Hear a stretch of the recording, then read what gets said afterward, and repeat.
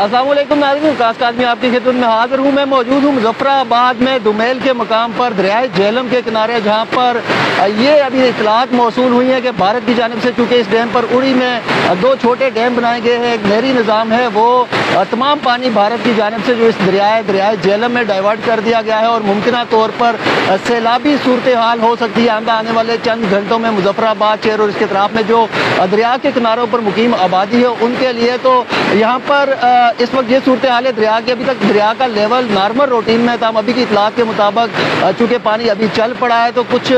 वक्त लगेगा उसमें यहाँ पहुँचने में। तमाम मुजफ्फराबाद में ये मेरे अकब में आप देख सकते हैं STMA का ये सेटअप है, जो कि वाटर रेस्क्यू की टीम है दुमेल सुनगली दुमेल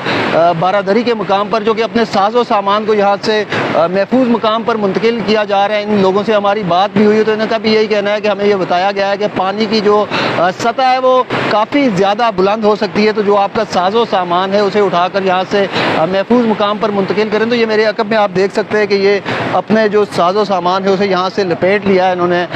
कुछ चीज़ें ले भी गए हैं, जो इनकी मशीनरी वगैरह थी, कुछ बोट थी, वो यहाँ से लेके भी जा रहे हैं अभी। और ये इनका टेंट्स है या दीगर सामान है उसे क्लोज़ किया जा रहा है और यहाँ से ये अपनी जो तैयारी वो कर रहे हैं। तो हम अभी तक दरिया में इनके मुताबिक जो नॉर्मल रूटीन का जो पानी है वो मौजूद है,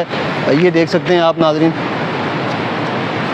ये यहाँ से चीज़ें मुंतकिल की जा रही हैं ताकि अगर पानी की सतह बुलंद हो तो